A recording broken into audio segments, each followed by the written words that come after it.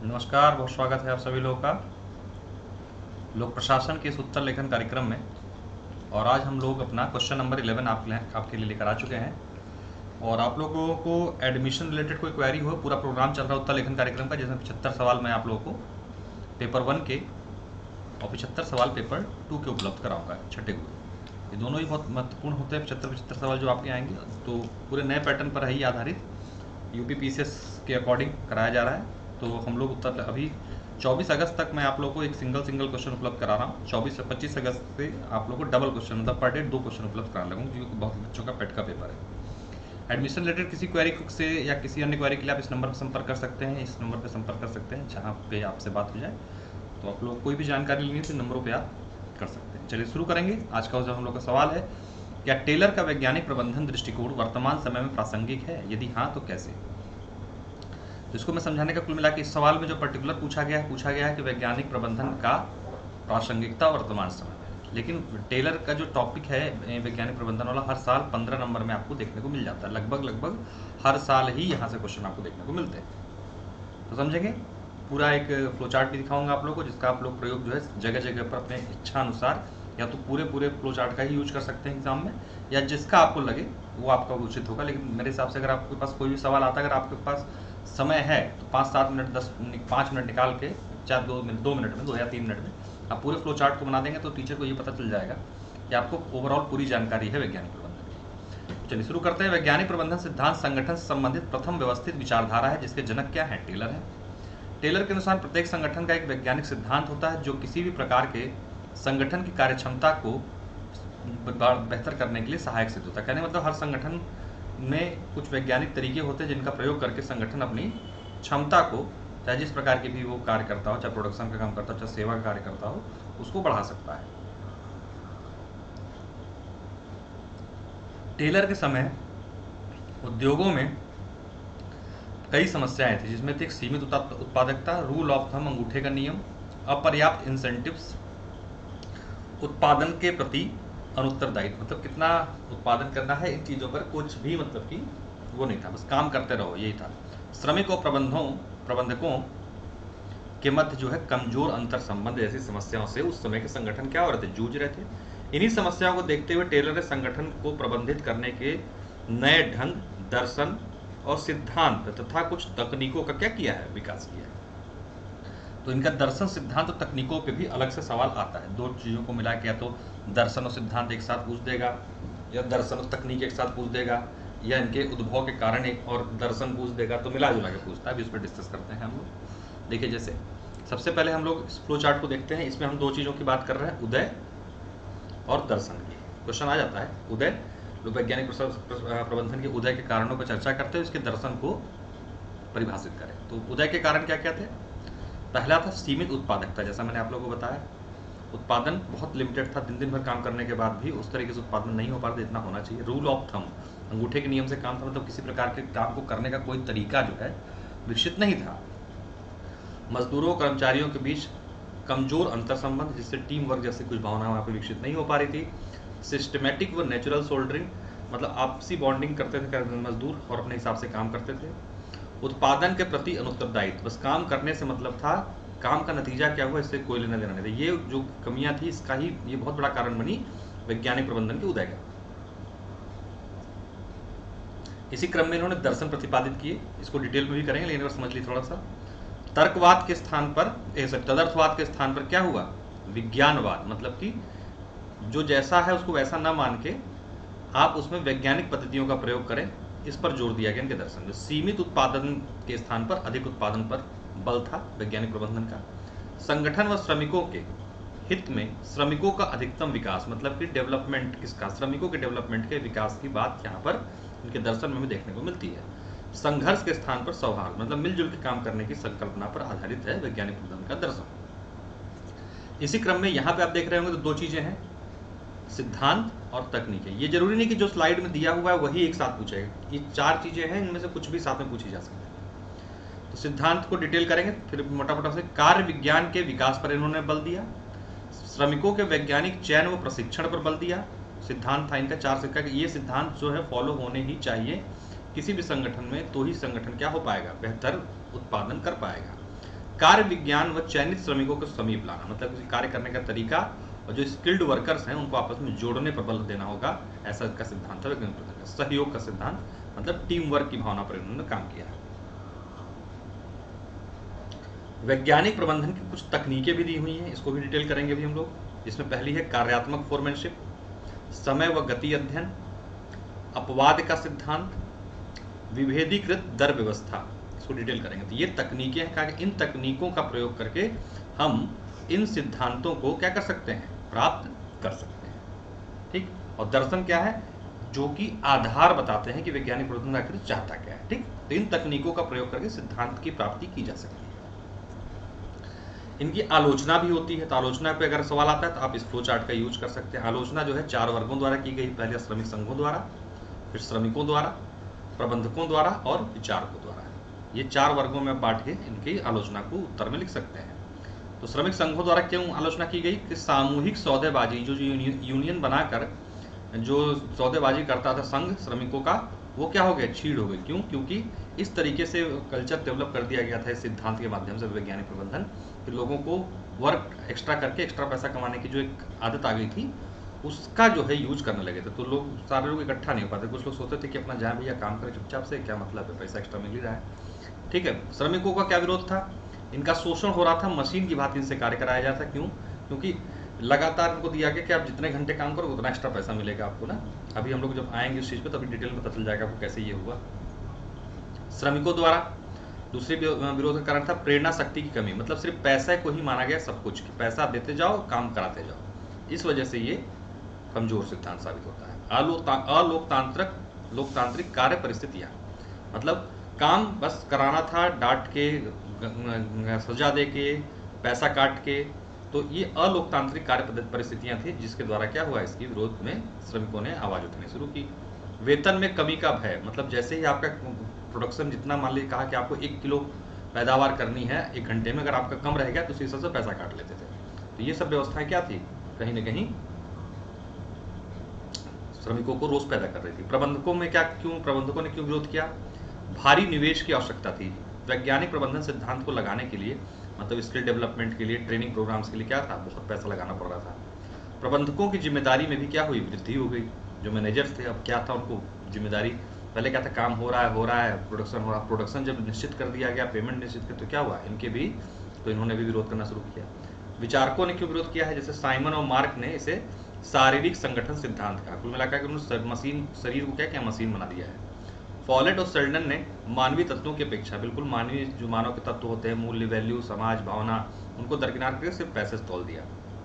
मियो विरोध करते हैं इसका, भावनात्मक तत्वों का अभाव, ये भी कहते हैं कि किसी प्रकार के भावनात्मक, मनुष्य को क्या समझा गया, मशीन समझा गया। अन्यों ने क्या किया, बंद सिद्धांत बोला, और यांत्रिक सिद्धांत, मतलब मशीन सिद्धांत के आधार पर भी इसकी आलोचना की जाती है। तो ये आपका था।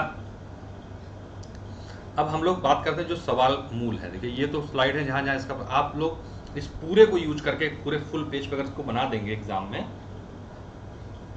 तो टीचर को इस बात का एहसास हो जाएगा, हाँ इसको वैज्ञानिक प्रबंधन, और वैज्ञानिक प्रबंधन आप पिछले 2015 से क्या पहले से कभी का देख लीजिए, लेकिन देखिएगा 2015 से, क्योंकि नया पैटर्न 2015 से लगा था। आप उठा के देखोगे तो हर साल या हर दूसरे साल तो सवाल आया ही आया है। तो इस सवाल को तो बहुत अच्छे से रट्टा मार लो सब लोग। वैज्ञानिक प्रबंधन की प्रासंगिकता, जो वर्तमान में सवाल में आपके, मानव संसाधन विकास के संदर्भ में और नॉट टेलरवाद के संदर्भ में। नॉट टेलरवाद किसको कहते हैं हम लोग, NPM। इन 2 आधारों पर हम क्या कहते हैं कि इसलिए क्योंकि आज की जो वर्तमान परिस्थिति में हमें देखने को मिलता है, तो कहा जा सकता है कि वैज्ञानिक प्रबंधन आज भी प्रासंगिक। अब हम अपनी चीजों को डिटेल में देखते हैं। अपने वैज्ञानिक प्रबंधन के दर्शन के तहत टेलर ने तदर्थवाद के स्थान पर क्या कहा, विज्ञानवाद पर जोर दिया। सीमित उत्पादन के स्थान पर क्या कहा, अधिकतम उत्पादन, और संगठन और श्रमिकों के हित में श्रमिकों का अधिकतम विकास पर इन्होंने जोर दिया, और संघर्ष के स्थान पर सौहार्द पर बल देते हैं। मतलब संघर्ष नहीं, सौहार्द के साथ मिलकर काम करना है। तदर्थवाद नहीं, यानी जो परंपरागत नियम कानून थे उसके ऊपर उठ के हमें क्या करना है, विज्ञानवाद को बढ़ावा देके वैज्ञानिक पद्धति से कार्य करके जो है उत्पादन को बढ़ाना है। सीमित उत्पादन के स्थान पर अधिक उत्पादन। तो ये जो था इनका दर्शन था। इस दर्शन पर इन्होंने बात ये कहा कि ये हमारा दर्शन का मतलब यहाँ पर ये है कि इसकी मतलब मूल में क्या है, वैज्ञानिक प्रबंधन के मूल में क्या है। वैज्ञानिक प्रबंधन के मूल में यही 4 बातें थी। दर्शनों पर आधारित टेलर ने क्या किया, वैज्ञानिक प्रबंधन के सिद्धांत का क्या किया, विकसित किया। इसमें कार्य विज्ञान का विकास किया कि कैसे किसी कार्य को किया जाता है। जैसे कि उदाहरण के रूप में इन्होंने फावड़े का नियम बनाया था, जिसमें उन्होंने क्या कहा कि फावड़े की डंडी को एक लंबाई चौड़ाई में बांटा, कहा कि इसको इस तरीके से पकड़ के इस तरीके से इससे मिट्टी उठाएंगे तो एक बार में ज़्यादा मिट्टी उठेगी। तो एक तरीके से कार्य विज्ञान का विकास किया।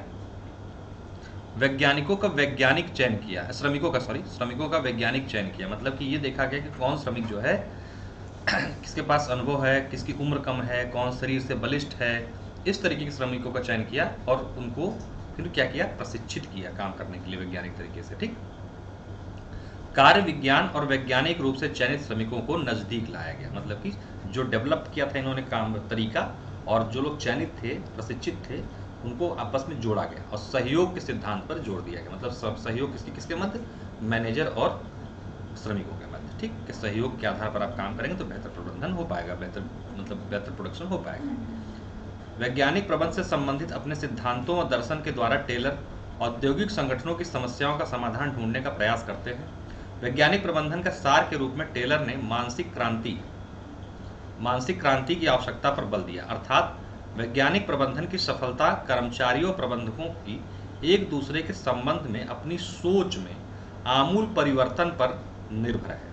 कहने का अर्थ है मानसिक क्रांति मतलब दोनों लोग को मानसिक रूप से प्रोडक्शन के लिए सोचना होगा, आपसी विवाद को भुला के सहयोग से काम करके, और प्रोडक्शन हम बढ़ाते हैं। इसी पूरी व्यवस्था को इन्होंने मानसिक क्रांति नाम दिया। ठीक है, यह श्रमिकों व प्रबंधकों के दृष्टिकोण में इस प्रकार के परिवर्तन से संबंधित है जिससे वे अपने हितों को एक दूसरे के विपरीत नहीं मानते। मतलब दोनों लोग के हित कॉमन है, किसके, श्रमिक के, प्रबंधक के। हित क्या है, मैक्सिमम प्रोडक्शन। अपने वैज्ञानिक प्रबंधन के लक्ष्यों की प्राप्ति हेतु टेलर ने कई तकनीकें भी दी, जैसे समय व गति अध्ययन,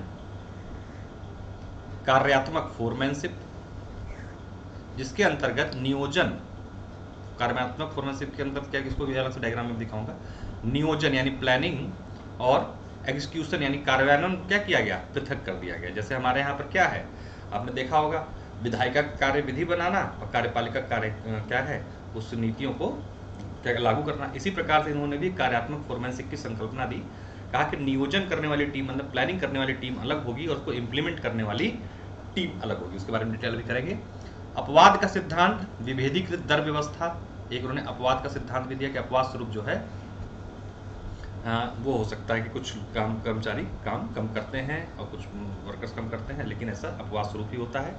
विभेदीकृत दर व्यवस्था, पीस रेट सिस्टम की बात की। मतलब कि समय और गति अध्ययन का क्या मतलब हुआ कि वही जिसने फावड़े वाला एग्जांपल दिया कि इस तरीके से इतने समय में इतनी मिट्टी उठाई जा सकती है, इस तरीके की तकनीक दी इन्होंने। विभेदीकृत दर व्यवस्था मतलब जितने घंटे काम उसके हिसाब से पेमेंट। ठीक, तो ये वाले सिस्टम में इन्होंने अपनाया। टेलर ने तकनीकें मुख्यतः कार्यशाला स्तर के प्रयोगों पर आधारित थे। मतलब खुद वहीं पर देख के प्रयोग करके उसको वहां पर उन्होंने फिट किया हुआ था। इस प्रकार टेलर ने वैज्ञानिक प्रबंधन को संगठन की सफलता हेतु सर्वश्रेष्ठ पद्धति के रूप में विकसित किया। लेकिन इस सिद्धांत की कई आधारों पर क्या होती है, आलोचना भी की गई है। जैसे संगठन को पूर्णता में न देखना, मतलब इन्होंने संगठन को एक पूरा समग्र तरीके से नहीं देखा कि संगठन के और क्या क्या होना चाहिए, बस इन्होंने प्रोडक्शन को ही ध्यान दिया है। केवल कार्यशाला स्तर पर आधारित, मतलब इन्होंने एक कार्यशाला जहाँ पर काम करते थे उसी चीज़ को आधार बना के वहीं पर कुछ एक्सपेरिमेंट से करके कुछ नियम बना के उसको कह दिया कि सब जगह से लागू कर दो, जो कि गलत है। श्रमिकों को अत्यधिक शोषण का सामना करना पड़ा। मतलब कि इनको शोषण कैसे, कि भाई आप घंटे के हिसाब से काम करोगे, आपने इतना प्रोडक्शन नहीं किया तो आपका पैसा कटेगा। इसके साथ साथ उनको प्रेरित करने के लिए पैसा ही दिया गया कि पैसा करते जाओ, जिसके धीरे धीरे क्या वो लालच में आके ज़्यादा काम करते थे और उनका शरीर जो है धीरे धीरे खत्म होता चला गया, उनके सामाजिक संबंध खराब हो गए, उनके घरेलू संबंध खराब हो गए। तीन चीज़ों की वजह से क्या हुआ, श्रमिकों का अधिक शोषण हुआ, इसलिए इसकी आलोचना की जाती है।